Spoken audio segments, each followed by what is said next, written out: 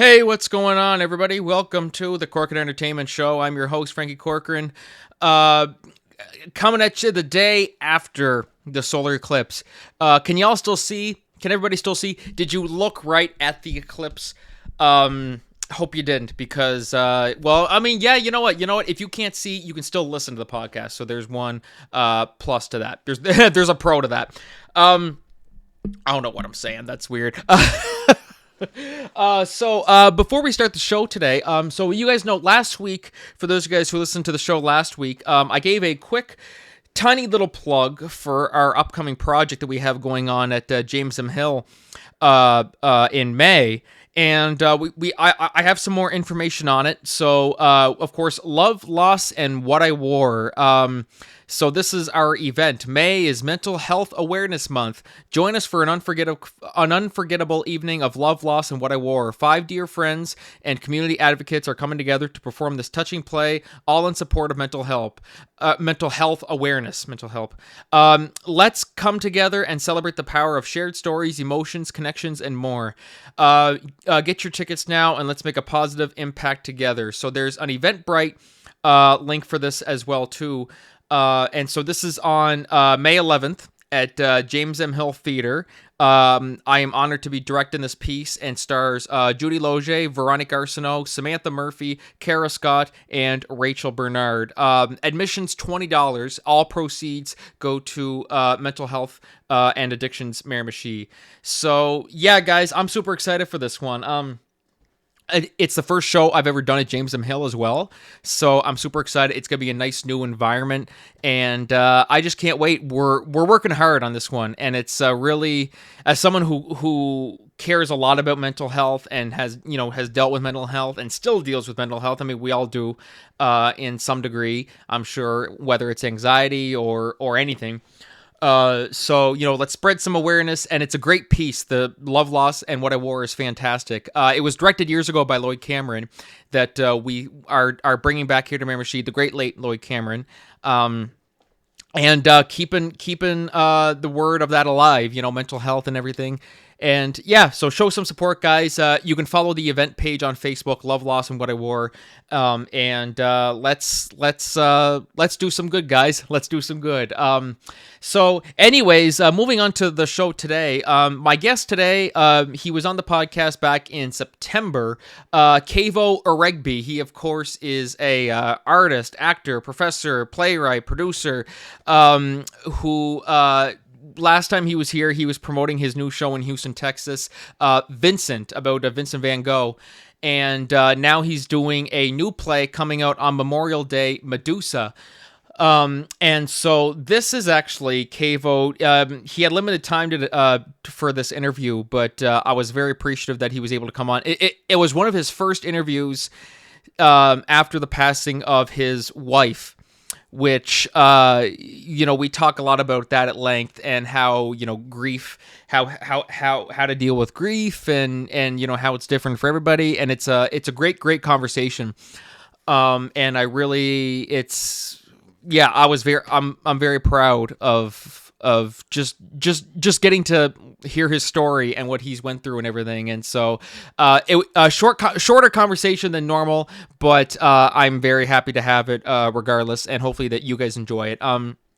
Later in the show, I want to talk about Pirates of the Caribbean 6 is now going to be a reboot, which, would that make it a Pirates of the Caribbean 6 or just a Pirates of the Caribbean? I don't know. Anyways, we'll talk about that, and we'll also talk about Ezra Miller has been replaced in Invincible Season 2. Ezra Miller, haven't talked about him for a while, but here we are. So Ezra Miller, he was making all kinds of headlines, the last few years, and here we are now. We'll talk about it later in the show. But anyways, guys, without further ado, sit back, relax, and enjoy the podcast today.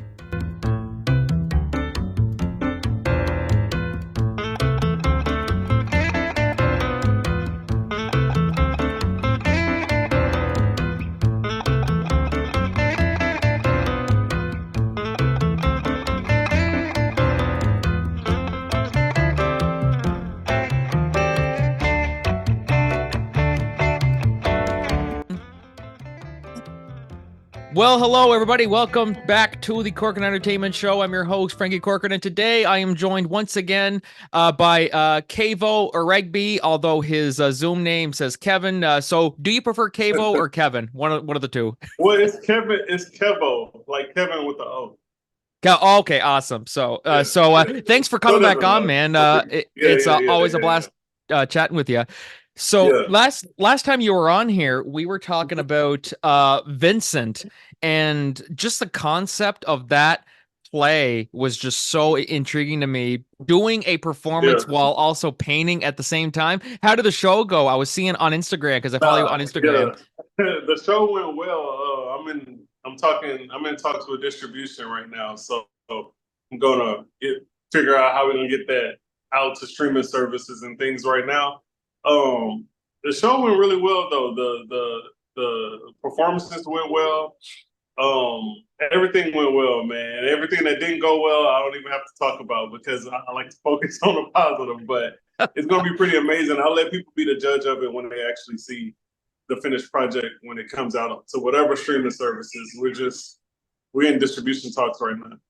Yes, definitely. Well, with theater, if something happens, it's like you just keep it going. Nobody ever has to know that you Yeah, messed up, and exactly, exactly. that's like the beautiful part of it. But I mean, this Yeah. that's multitasking at its best too. Really, I mean, like, how did you go about? Is this the first time that you did something like that, like painting while also performing at the same time, or was Well, this a new? nah. It's not.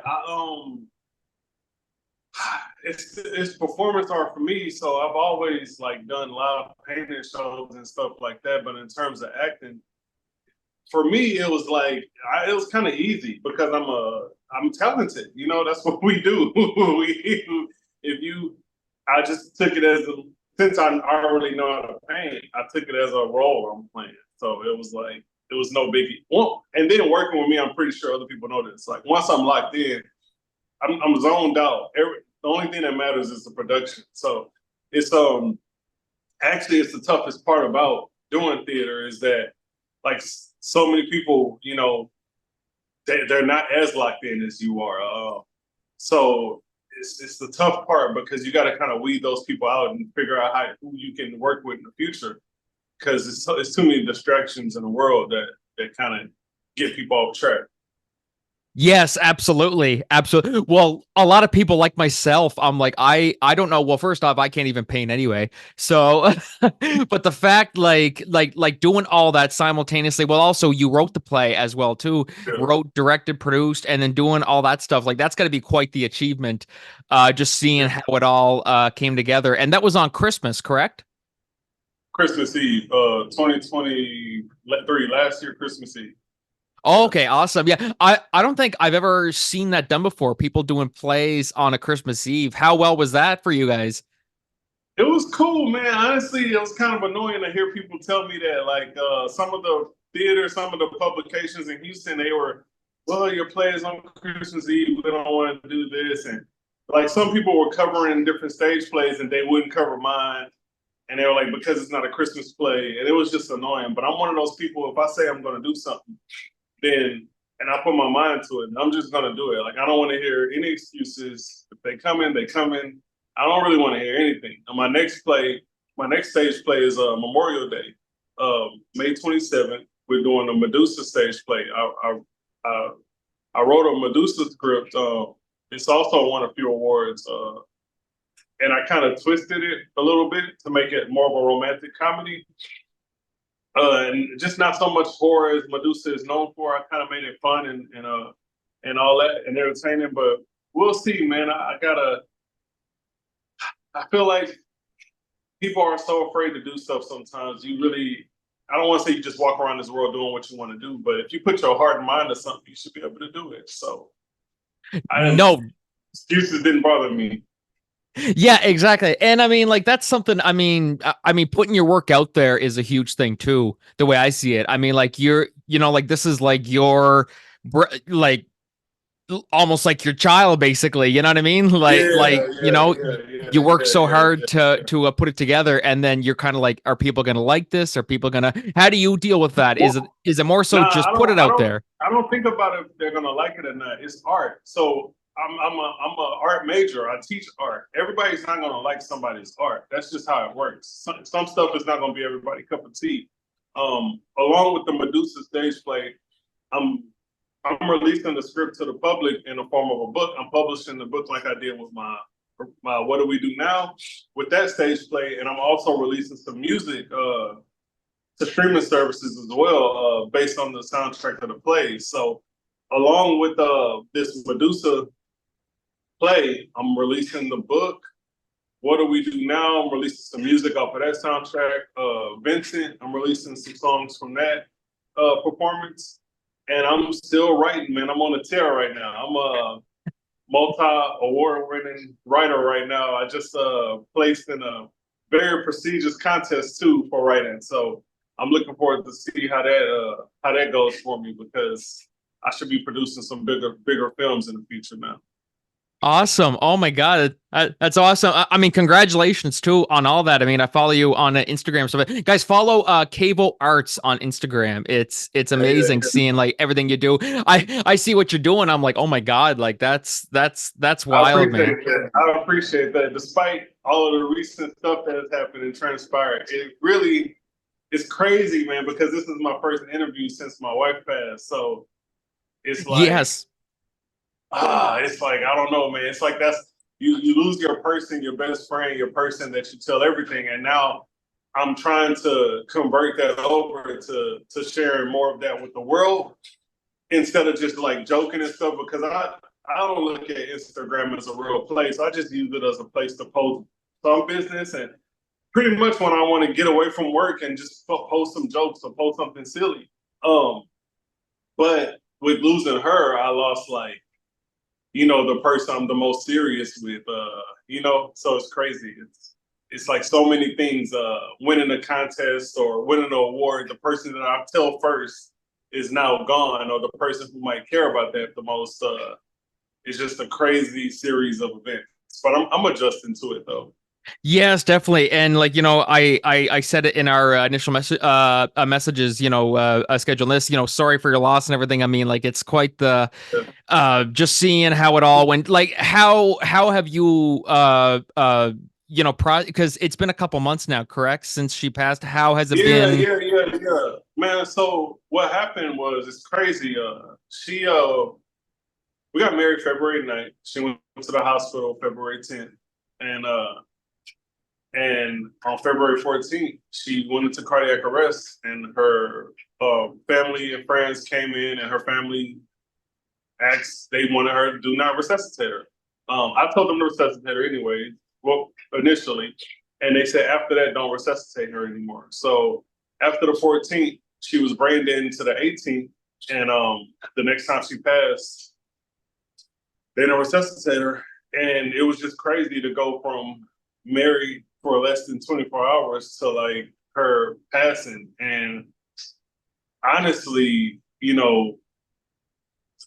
it's just weird, because I'm such a hard working person, such a stiff person, and I grew up from such a rough upbringing that I try my hardest to look at my kids and be strong for them, like giving me a reason to be strong. I didn't want to fall apart after it happened, but I felt like so many people wanted me to. I felt like it went. I felt like too many people on social media were expecting me to just be crying and stuff all day, and it's like, I'm not weak like that. Like, I'm not a weak person. Like, I'm not gonna sit around and be depressed and let life beat me up. Like, I've been through way too much in life to just allow something to crush me. When nothing has beat me before, like, why do you think now I'm just gonna fall apart? She didn't marry a guy like that. Like, it's come from people who really don't know me that well, but I don't even like to use my past as bragging rights. But from where I'm coming from, just even me getting a degree was a big deal. You know what I mean? I have 2 degrees, but just getting one was a big deal. I come from literally the worst people you would know in Houston would know me from my past. You know what I mean? Like, from the prisons, jail stints, or me being shot, me being in shootouts, me not growing up with my parents. That's stuff that people don't usually overcome. And I made something out of that. So when this happened, it was a little different than when my mom actually passed, because me and my mom were not close. But after my mom passed, I started to think like, I had a different way of thinking about her not raising me. Like when I was younger, I would feel abandoned. But as I got older, my positive thinking took over to say that, nah, she made sure I was taken care of, because she probably couldn't take care of me, So when my mom passed a few years ago of the same exact cancer that my wife had, it really sucked to just face it on like that. But I knew life wasn't gonna beat me up. I was like, you know what, I'm gonna straighten up, I'm gonna accept it, and I'm not gonna care what nobody thinks. Like, of course I still cry, I still feel for it, but it's I'm a very passionate person, man. I'm a big ball of energy, and I've been writing like crazy, painting like crazy, creating like crazy, taking care of my kids like crazy. So nothing's stopped me. I've just been enhanced. I've become a better man, to be honest with you. Like, it changes people, you know what I mean? I mean, like, I know people who, and everyone handles grief differently, you know what I mean, too. Like, it's interesting, like some people are just closed off, like they don't show any emotion, and then all of a sudden it just pours out of them. And then there's some people that do show emotion, and then there's some people who just want to just keep busy and just distracted, Yeah. not deal with it. So like there's many different ways to deal with it. But how exactly would you compare? So your mother passed away. How long ago did she pass away? That was, I believe that was in 2022, and or 2021, 2022, one of those. When it's the beginning of the year, it's kind of I'm off on the year, but I believe my mom passed away in 2022. Yeah, 2022, and then my wife passed away in 2024. man. Yeah, it's crazy, but But how would you it's compare both of those? I mean, obviously, I mean, like there's both still losses, it's but a I mean, tough like in terms of, comparison. It's a tough comparison because my mom and I, the relationship was not that close. It was more of a friendship, and that was rekindled. We had a chance to work things out, me and my mom. And my wife was like my everything, because with me not growing up with parents, that's something that I always wanted, is a family. So it's like the moment I got it, it was taken away from me. So it sucks, but my strength took over. My weakness did not take over. That's what's important. My everything I've been through took over immediately. I got into acceptance mode. I was crying the day she was in the hospital, because I got into the mode to where this is about to change drastically. I just experienced somebody have this exact same cancer. She has a friend, her name's Sydney. She saw her first day when she first went into the hospital, and she asked me was I okay, and I was like, nah, And her brother as well. He told me I confused him, because he was like, "You're Melinda. She seems fine. Like why are you crying so hard?" And it was like, I'm preparing for what's to come. I seen this rodeo. You know what I mean? I know how much strength I need to have. So by the time other family and friends came in, I was knee deep in acceptance mode. I was knee deep and ready to have these tough conversations, ready to get this funeral over with. We're ready to raise my children on my own. You know what I mean? So it was just so much I had to be strong for. 100%. And how does art as well too? I mean, like that's a great way, not just do art and writing and all that stuff like that is a great way to distract yourself from all the bad in the world, but also, I mean, like, such a personal loss like that. How did art really help you cope with the loss?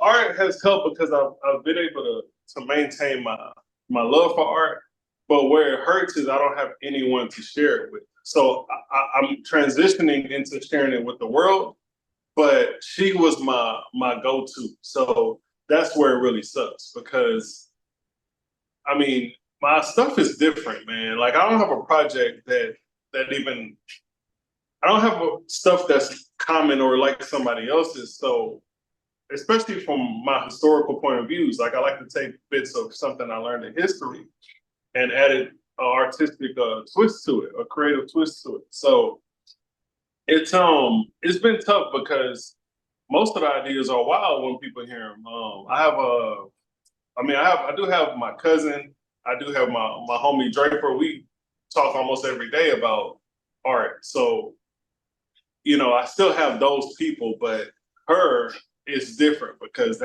she's my wife for a reason, Best friend, partner in crime. You know what I mean? Like Yeah, that's exactly. no, definitely, man. I mean, like I remember just seeing the posts, and then there was one. Do you mind if I share one of your Instagram posts here? There was one that No, I don't mind. I don't it mind. really stood out to me. Oh, where did it go? Here, I had it already, and I just a second here, folks. I'm gonna find it. Here we go. Yeah, it's when you're talking about Medusa, and this really stuck out. Of all the scripts I've written, this was my wife's favorite. She called it Yeah, a woman's empowerment story, Medusa, as told by Kevo. Greek yeah. mythology, filmed and live in Houston, Texas. We have something seriously special for y'all. I appreciate the calls and texts, but I'm fine, and the kids will be okay. We have to move forward through this, and my art will just grow bigger. And as soon as I read that, like last month, whenever you announced it, I just thought, there's just something about, going through the worst pain imaginable and losing, your Mm-hmm. your best friend, really, and Yeah, then just, because people will always expect you to just, oh, you got to talk about it, oh, you got to talk about it, yeah, yeah, and yeah, go yeah. through with it. But I like how for you it's, like there's nothing I can do, like she's gone, life Yeah, goes it's not. on. It's You know what not. I mean? Exactly. I gotta move. I gotta push. I lost a lot of people, man. I just can't lose myself. You know what I'm saying? No, exactly. And then you think about what they want. You're like, would they want you to like give up? Because they're like, that's not like, Yeah, she would say, exactly. that's not the person I know? Yeah, exactly. Because I was even thinking about that in terms of like dating and stuff. Because I haven't been with another woman since. But I'm like, my birthday is coming up. I was like, bro, after my birthday, I'm gonna start. I'm gonna at least attempt to actually go out on a date because I know for sure, like life goes on. Like you cannot be stuck in the past. Like that's one of the worst things to be as a person. And be a forward thinker. Nah, you can't do that, man. You gotta move forward. And unfortunately for me, I don't care what people think. So it's easier for me to say that out loud. But I know some people may hear that, the people that I don't care what think, and hear that and think that sounds crazy, but they're not in my shoes. Like you gotta life ain't about being life ain't about your downs, man. It's about your ups. No, exactly. And it's how you deal with the How you deal with downs. the downs. It's how you deal with the downtimes. It's not about those times. It's about how you deal with it. Yeah, because I mean, we hear so many stories about, people who lost their wife or their brother or some family member, and then they just lose themselves completely. And it's like that's not what life is. You know what I mean? Like you Yeah. gotta, live for the people who are still there. Like you have your children and everything, and your art. And I just think that's fantastic. That's just fantastic, man. And you're all, and I appreciate this is actually, I mean, it was a short interview because Yeah. busy guy, but I appreciate you coming out, and this was one of the first interviews you've done since her passing, Yeah, and just yeah. This is the first one I'm discussing with actually. So yeah, I appreciate you too, man. I appreciate it, man. I don't know what else to say. I appreciate it. very Uh, humble, very humbled. but I will we'll talk again whenever my plays get released into the streaming. I'll make sure I contact you to let you so we can talk about how the numbers are doing and all of that. Yes, absolutely, absolutely. And so sending lots of love to you, man, and looking forward to see what you do next, and best of luck to you, man. I'm really looking forward to staying in touch. All right, cool. Thank you, man. Have a good one. All right, guys, we'll be right back. Until then, this is Franky and Kevin, Kev, signing off. See you later, man. All right, you too, man. Have a good one.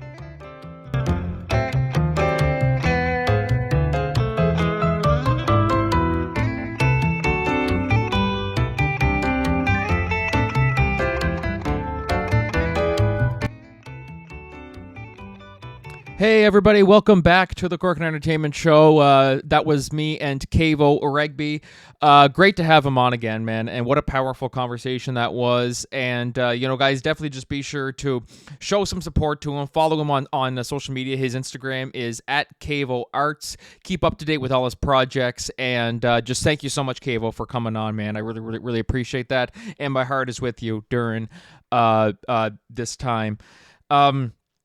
So, moving on to our solo discussions today, I wanted to talk about this, which is that Pirates of the Caribbean. Now, we've heard for a while that a Pirates of the Caribbean 6 was in development, and then, of course, the whole thing with Johnny Depp and Amber Heard happened, and then things kind of just went to hell.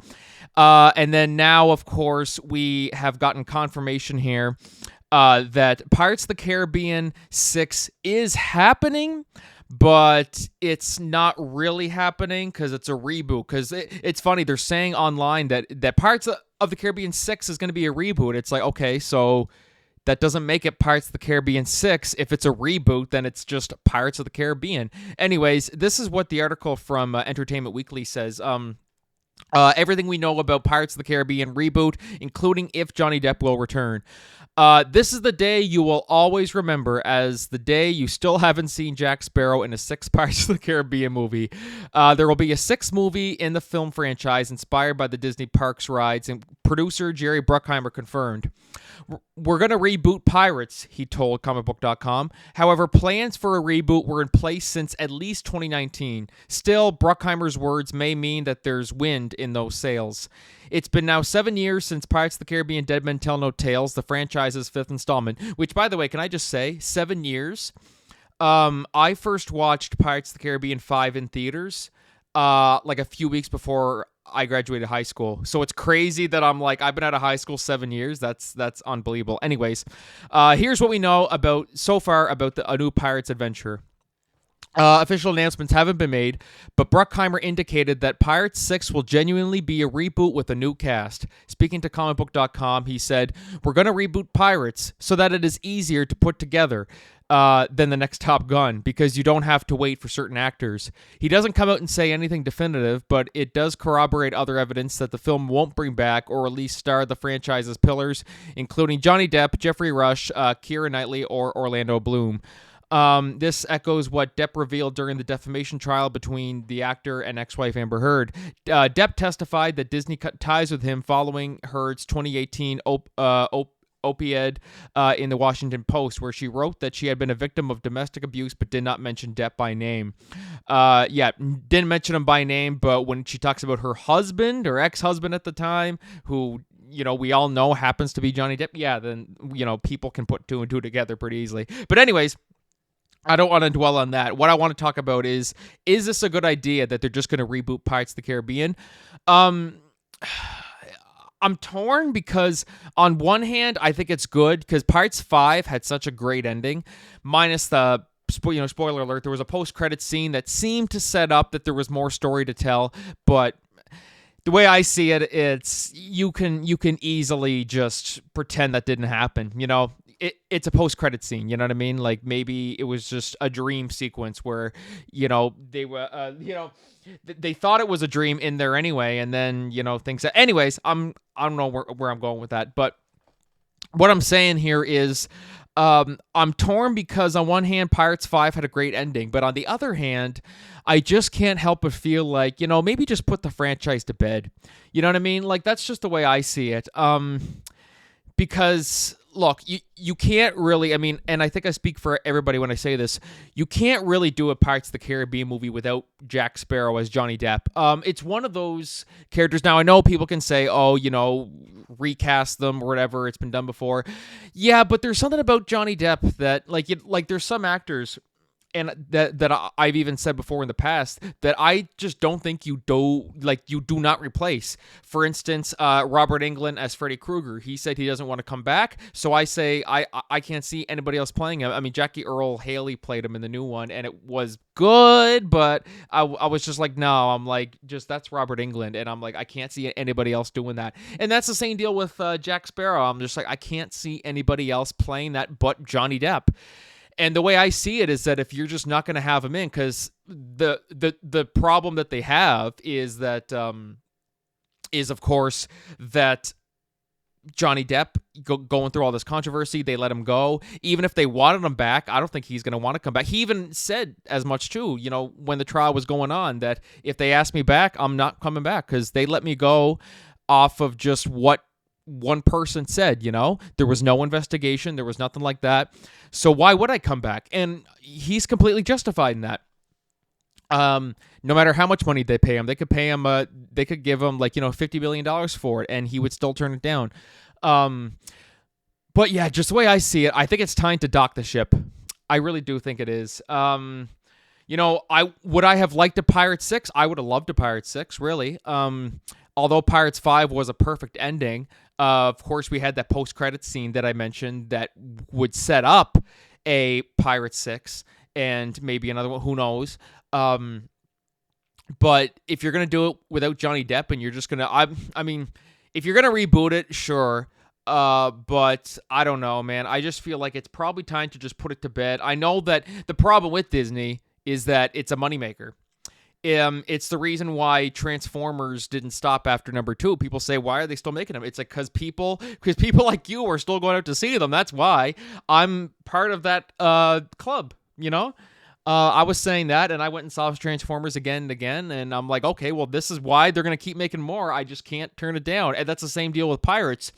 Even though I give the franchise more credit than I think a lot of other people would. But anyway. But yeah, that's where I stand on that. I mean, do I want to see another Pirates movie without Johnny Depp? I don't want to see it. I don't think we can do it, but I could be wrong. You know, we all said with, you know, The Walking Dead, I said once Rick Grimes leaves or Andrew Lincoln leaves, that's it. And then the stuff that came after that was some of the best stuff we got in the, you know, 11 season run. So, you know, won't speak too soon. I guess, you know, if the reboot does get made, because there's some points where I'm like, is this reboot even happening? But if I'm definitely going to check it out. And if I'm wrong, I will say, okay, I think I was wrong. It worked without Johnny Depp. But just thinking about it from my perspective right now, I just think, I don't know if you can do it. But anyways, that's just my opinion. I'd love to hear everybody else's opinion. What do you guys think? Do you think they can do another Pirates of the Caribbean movie without Johnny Depp? Definitely be sure to let me know your thoughts. And also, do you think it's just time to dock the ship? Because that's what I think. I think it's just time to dock the ship anyway. Reboot's one way to go. But overall, I just think the franchise is, it's kind of run its course. But, you know, from a business point of view, it's a moneymaker. So if you were, what's his face there, Bob Iger, Bob Chapek, who's in charge of Disney now, I can't remember. You'd have to be a fool to think that this isn't still a moneymaker. I mean, sure, the fifth one didn't make as much money as the others did, but still made money. You know what I mean? It didn't lose the money or anything. So anyways, let me know your thoughts on that, guys. Sorry, I had to get a sip of Coke there. Anyways, so moving on to our next... Yeah, it's funny. We're just talking about controversies today for these solo segments. Here I am talking about another controversial topic. Ezra Miller, our good old buddy Ezra Miller, who haven't talked much about Ezra in the last little while, but he's making headlines again. Has he thrown another chair at somebody? No, surprisingly not. So there's progress. But he seems to be losing some of his parts in things. So Ezra Miller's Invincible role recast following controversies. Ezra Miller's role in the Prime Video's Invincible has seemingly been recast in the wake of the actor's controversies leading up to the release of The Flash. In season 1 of the animated series, Miller, who uses they/them pronouns, voiced District Attorney Sinclair, a genius who attended Upstate University and believes that human weaknesses can be solved by engineering. After being defeated by the Invincible team, he returns in this week's episode of season 2, I'm Not Going Anywhere. And then it kind of talks a little bit here. The Hollywood Reporter has reached out to Miller's rep and Prime Video for comment. Oh, shoot. Why am I see? Oh, here we go. Right here. Jeez, I don't know why it skipped over here. This time around, however, it appears the mad scientist is no longer voiced by Miller, but instead by Eric Bauza. Bauza, I think they say it. The actor has more than 350 voice credits, including X-Men 97, Krapopolis, Teenage Mutant Ninja Turtles, and Rick and Morty. Here we go. Yep. So they reached out to comment, and then it kind of goes off on the cast. The controversy surrounding Miller began in April 2020 when a video appeared of them in Reykjavik, I don't know how you say that, Iceland, where they appeared to choke a female fan outside of a bar. The string of events continued over the next 2 years and included protective orders against the actor and several arrests. In August 2022, the Fantastic Beasts actor issued a statement apologizing for their behavior and noted they were experiencing complex mental health issues and seeking treatment. Now, do I agree with this? I mean, I think, now, here's the thing. I don't know what's been going on with Ezra Miller as of lately. I don't know if they're getting the help that they need or, like, what's going on. I really don't. I haven't really heard much. As I said, Ezra Miller hasn't really been making headlines lately. But do I think this is a smart move on their part? Absolutely. I think it is. And that's just not coming from someone who, I mean, like, don't get me wrong. I love Ezra Miller as an actor. I think Ezra Miller is a great performer. I really enjoyed him as the Flash. Even the Flash movie that just came out last year, I really, really enjoyed that. It bombed big time. I know a lot of people were meh on it, but I really, really like the Flash. It had its problems, yes, but overall, I really, really liked it. But like we're talking earlier about why Disney keeps on doing pirates, and I say it's good for business. In this case, they're doing what's best for their business. And that is, look, you have a guy who went through so many controversies, like, as we said, choking a fan, throwing a chair at a woman, threatening to kill somebody. Like, Ezra Miller has shown a pattern of behavior it's not like people like to compare this. I remember back when the Will Smith and Chris Rock thing happened, people were comparing to that. That's nothing alike. It's nothing alike. Yes, it was bad what Will Smith did, but it wasn't a pattern of behavior for Will Smith. This was, yes, it was bad. There had to be consequences, but it's not like Will Smith has been going on angry, just bitch slapping people on the streets for no reason. That's not what that was at all, and I hated when people would make that comparison. With Ezra Miller, they were showing a clear pattern of behavior, choking a fan, and then throwing the chair at that woman in the bar, arrested for that. As soon as he got out, he threatened to kill somebody, and like it just went on and on and on, and then he went through so much controversy. And I know some people are going to say, oh, that's not fair. That's not fair. Look, you got to do what's best for your business. And, I can say all I want. Earlier I talked about Johnny Depp, and I'm like, you can't really do a Pirates movie without Johnny Depp. But also, I do stand by the fact that, look, Disney and, Bob Iger and Jerry Bruckheimer, they have to do what's best for their business. And if they have somebody on board that is just going to draw... Now, look, Johnny Depp has won over the public audience since the trial, but we still have some people, it's still kind of a touchy subject, because the people who side with Amber Heard, the very, very few people that do, they probably wouldn't feel comfortable watching him in a Pirates movie. So they got to do what's best for their business. And, Johnny Depp has faced accountability and stuff like that. So, and I don't think he is going to come back to Pirates. But anyways, we're talking about Johnny Depp. This is Ezra Miller here we're talking about. Overall, yeah, I think they made the right choice. And to me, what always rubbed me wrong about the whole Ezra Miller situation, and I touched on the podcast a lot, when they use it almost seems like they use the I'm struggling with mental health as an excuse to just do bad shit. And that's what I really don't like about this whole Ezra Miller thing. As much as I like them as a performer, I just it never sat right with me. And it never sits right with me at all when people will just constantly justify their behavior by saying, "Oh, I'm just, my anxiety's real bad." Well, guess what? I got anxiety too, and I've been depressed before, like years ago, and back then I didn't use that as an excuse. You know what I mean? I mean, like, that's just, it's, to me, it's just, I can't stand that. And when people say, "Oh, he's going through a rough time," it's like, okay, then lock him up in a fucking asylum with a straitjacket. You know what I mean? Like, and then Warner Brothers and everybody, all of them were just, just ignoring what was going on. I mean, they were kind of just turning a blind eye, and I'm like, God, this is giving your movie some bad rap, and that's probably part of the reason why it bombed. But yeah, it's real tricky. And there is, I do see a few people on Reddit and Twitter and stuff like that saying that it's not fair that they fired him. It's like, look, you got to do what's best for your business, man. And that's just life. You face the consequences of every bad thing you do has consequences. And I think Ezra Miller's going to learn that, where he's losing all this stuff now. You can't do that. You just can't do that. And then just wonder, why does nobody want to work with me? Well, fuck, do you see the headlines you're making? Like, it's, anyways, I get too heated on this subject.